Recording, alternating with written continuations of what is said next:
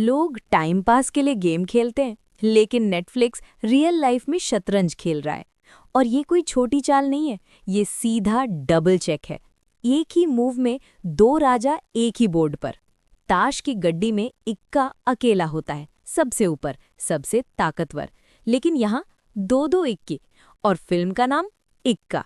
जब सामने होंगे सनी देओल और अक्षय खन्ना, तो सिर्फ फिल्म नहीं, ईगो टकराएंगे, स्क्रीन फटेगी और एक्टिंग का लेवल अलग ही जाएगा। सिर्फ 60 सेकंड का टीजर आया, लेकिन 60 सेकंड में जो टेंशन क्रिएट हुई है वो कई फिल्मों के 3 मिनट के ट्रेलर में नहीं होती। ना कोई जोरदार डायलॉग, ना कोई फालतू एक्सपोजिशन, सिर्फ सन्नाटा, सिर्फ बैकग्राउंड में टिक टिक टिक, और फिर अक्षय खन्ना की आंखें। इतने इमोशंस कुछ एक्टर्स पूरे करियर में नहीं दे पाते, जितना ये आदमी एक क्लोजअप में दे देता है। याद है आपको सेक्शन 375? कोर्ट रूम में खड़े होकर जिस तरह उसने पूरा केस घुमा दिया था, वो एक्टिंग नहीं, दिमाग का खेल था। और दूसरी तरफ सनी देओल, जिसे लोग सिर्फ चिल्लाने वाला हीरो समझते हैं, लेकिन जिन्होंने चुप रिवेंज ऑफ द आर्टिस्ट देखी है, उन्हें पता है कि ये आदमी चुप रहकर भी स्क्रीन हिला सकता है। सबसे बड़ी गलती क्या हुई? इंडियन ऑडियंस ने इन दोनों की बेस्ट फिल्मों को मिस कर दिया। अब नेटफ्लिक्स ने दोनों को एक ही फ्रेम में डाल दिया। ये सिर्फ कास्टिंग नहीं है, ये पोजीशनिंग है। अब सोचो, अगर ये फिल्म थिएटर में आती तो क्या होता? सीटी, टाली, first day, first show, Housefull. लेकिन नेटफ्लिक्स ने इसे ओटीटी पर क्यों रखा? क्योंकि ये सिर्फ एक्शन फिल्म नहीं है, ये माइंड गेम है। मार धाड़ कम, माइंड ब्लास्ट ज्यादा। और यहाँ आता है असली ट्विस्ट। फिल्म के डायरेक्टर वही हैं जिन्होंने नेटफ्लिक्स के साथ महाराज बनाई थी।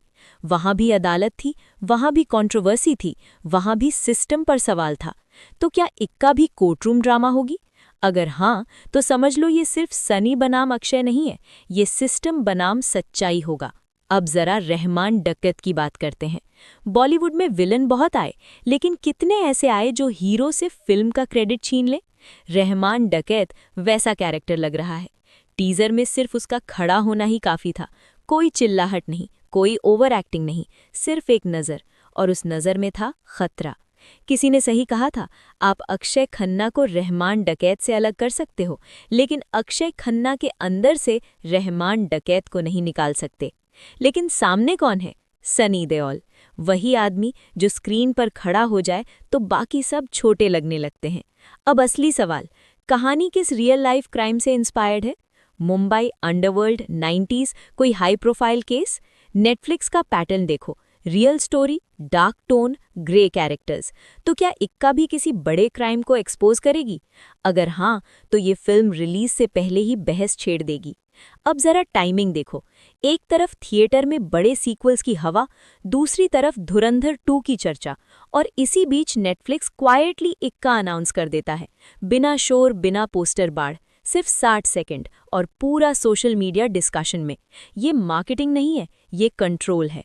अब सोचो, अगर फिल्म में कोर्टरूम सीन होंगे जहां सनी देओल चुपचाप खड़ा रहेगा और अक्षय खन्ना शब्दों से हमला करेगा, तो असली लड़ाई मुक्कों से नहीं, दिमाग से होगी, और वहीं फिल्म अलग लेवल पर जाएगी। अब एक थ्योरी सुनो, क्या पता फिल्म में दोनों में से कोई एक पूरी तरह हीरो ना हो? क्या पता दोनों ग्रे हों? क्या पता जो हमें विलन लग रहा है वही असल में सिस्टम का शिकार हो? अगर ऐसा हुआ तो ये फिल्म सिर्फ एंटरटेनमेंट नहीं, डिबेट बन जाएगी। अब फैसला करना मुश्किल होगा, कौन नंबर 1, कौन नंबर 2? सनी देओल का रॉ पावर या अक्षय खन्ना का इंटेंस ब्रेन गेम? इस बार सच में तय करना मुश्किल होगा कौन फिल्म चुरा ले गया।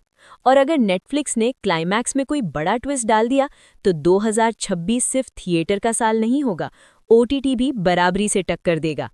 अब आप बताओ, अगर ये थिएटर में आती तो क्या 300-400 करोड़ जाती, या ओटीटी पर ही इसका असली असर दिखेगा? कमेंट में सिर्फ एक शब्द लिखना, पावर अगर आप सनी के साथ हो, या ब्रेन अगर आप अक्षय के साथ हो। देखते हैं जनता किसे चुनती है। ये सिर्फ फिल्म नहीं है, ये फेस ऑफ है, ये इक्का बनाम इक्का है, ये नेटफ्लिक्स का सबसे बड़ा दाव है। कैसा लगा टीजर? एक शब्द में बताओ। टेक केयर, बाय बाय जाने जाना।